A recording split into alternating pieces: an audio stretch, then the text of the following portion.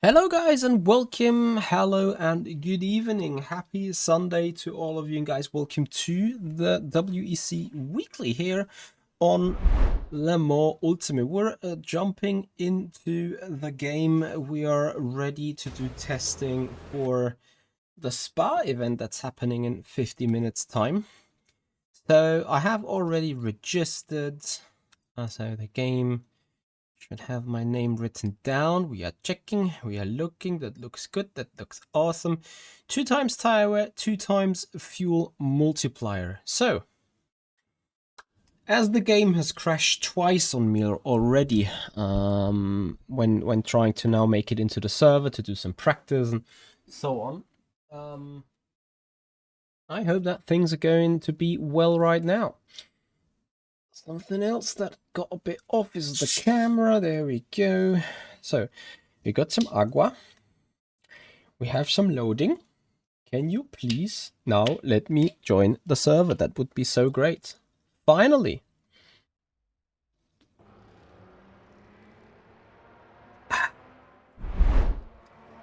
Oh. Wrong scene. There we go. Car setup then. What do I have even? There should be some basic setup around.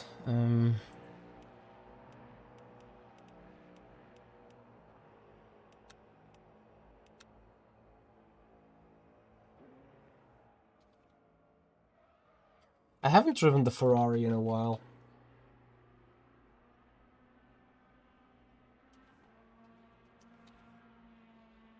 So let's see how the car is handling for us. I can't wait for this to be gone after the updates, so that the seating position is kind of saved to the car, to the global settings. Okay, lots of talking we've just had. Now I can make that go down, and here we go. Oh, no, here we don't go. Now I also know why the game has crashed so badly. I have obviously done some work over the weekend, and in that work, or during that work, I have changed graphic settings. Oh, game crashed again. But okay, now it makes total sense. I think personally the game has an issue. Whereas as soon as some of your hardware is being like over exceeded, the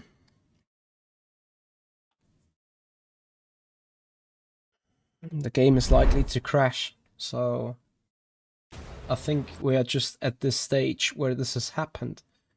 So let me see.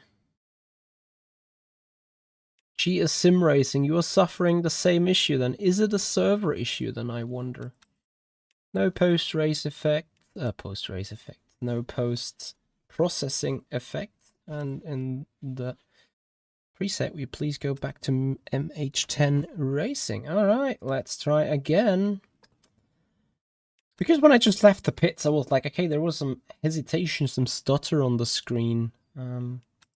Just got intimidated. Or that just got me intimidated.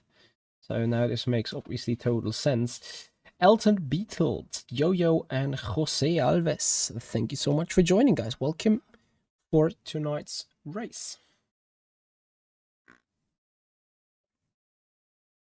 How was your weekend?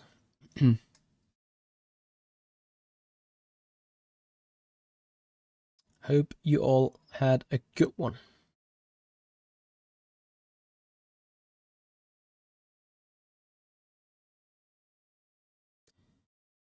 I don't know what the last word means, Matt, but I appreciate it, I guess. My English is better than most English people. I think that's just a perception of you, because probably all I can speak is,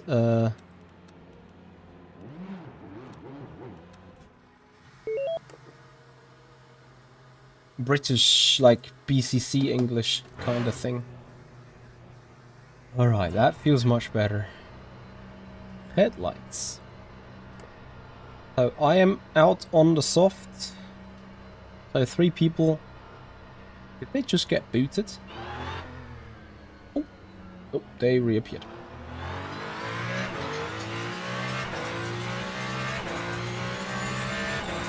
Alright, let's get going. Let's get this up and running.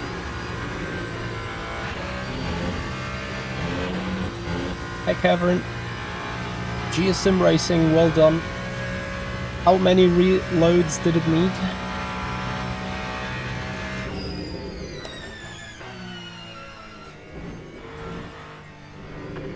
Can we get that Ferrari to a good balance? We are looking.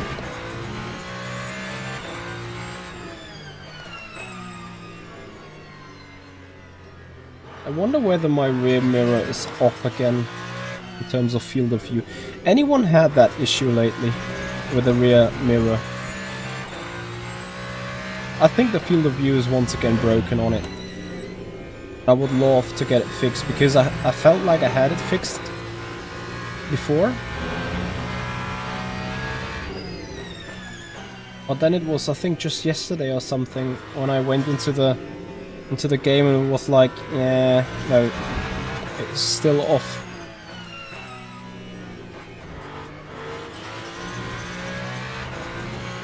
Wow. So what is the track temp that we're dealing with? 49 degrees. Well, I think the soft tires still. But I think regarding qualifying, the medium might actually be a better choice in the first place.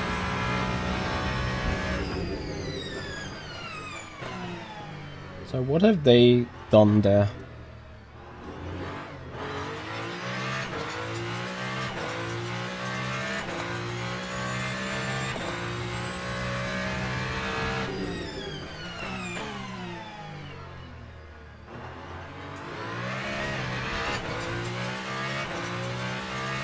Pedro0861, hey buddy, how are you doing? Thank you for joining.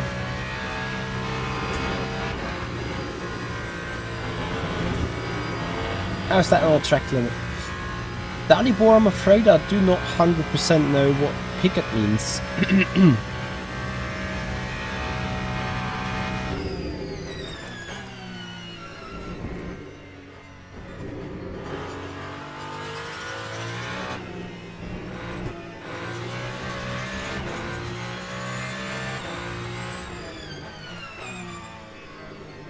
What did you do, Lynx? If it that Lynx, guys, then we have new clips to review in a few weeks' time.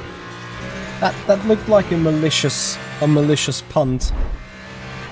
Anyway, you guys obviously here for a different view rather than the one that I just had. Hey Joel, how are you doing, buddy? Thank you for joining. Great to have you all on board. Engineer on duty, copy. Well, but since it is Sunday, doesn't that mean also you get like a 25% plus on your wages? Or is that not a thing?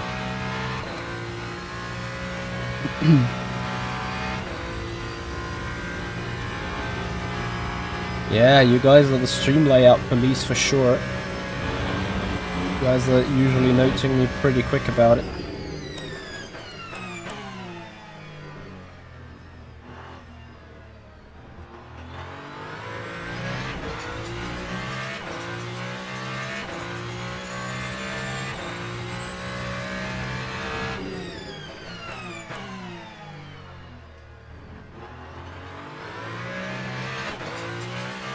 Wow. I think that soft tire is just melting away. Straightforward. 50% even. Well, Dalibor, I assume...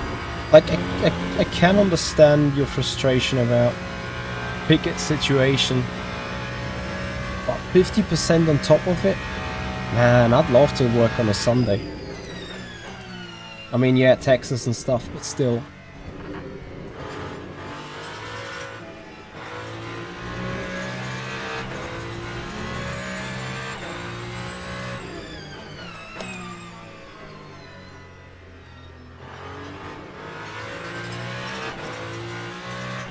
So that is the second lap on this soft tire now.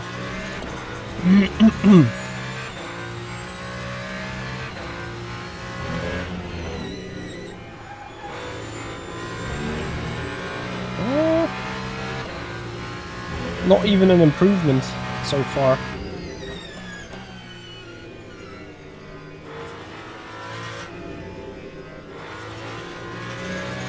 Completely missing the line here as well.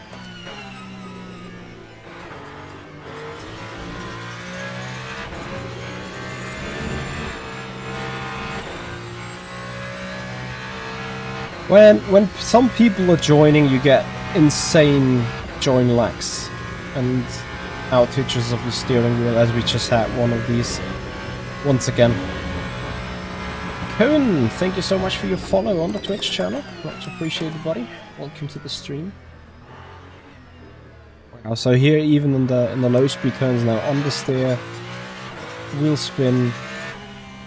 Yeah, I mean, it was to be expected, but that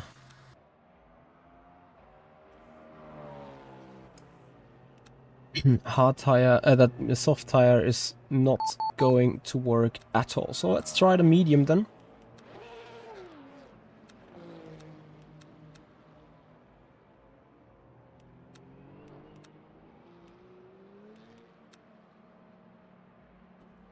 Oh.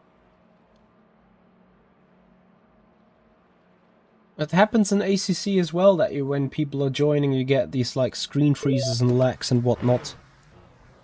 That is disgusting. Oops. That shouldn't be the way, right? Sometimes I don't get what is so hard to do. Oh, yeah, what is the actual issue of programming a lag-free joining, so to say? Anyway, here we go with the mediums. Let's see about that.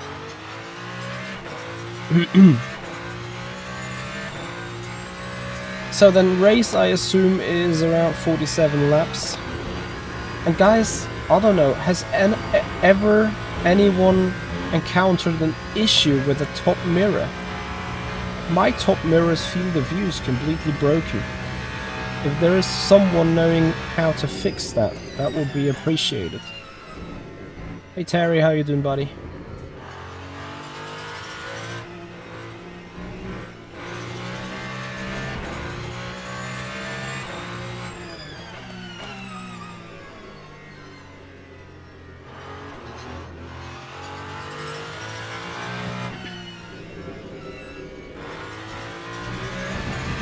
Aye.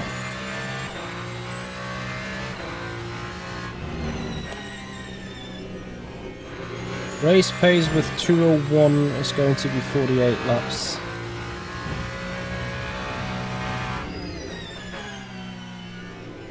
But I think... I mean, I skipped through Yanne's stream yesterday as well. Did they do 48 laps in total? Could have been 48, but that means like 12, 12, 12, 12, so 3 stops there.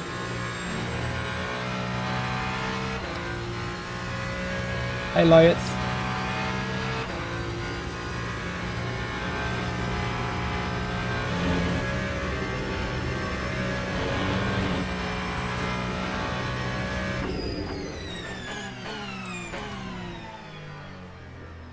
Haven't seen anyone do 47 laps. Oh, all 48. Hey Aurelian. Copy.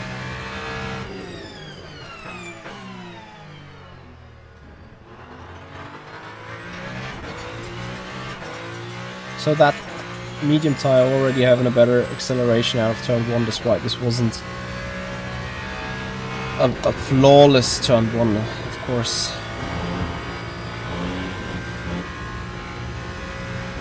Like, at this temperature, I might as well guess the qualifying on the medium might be a better opportunity than on the soft.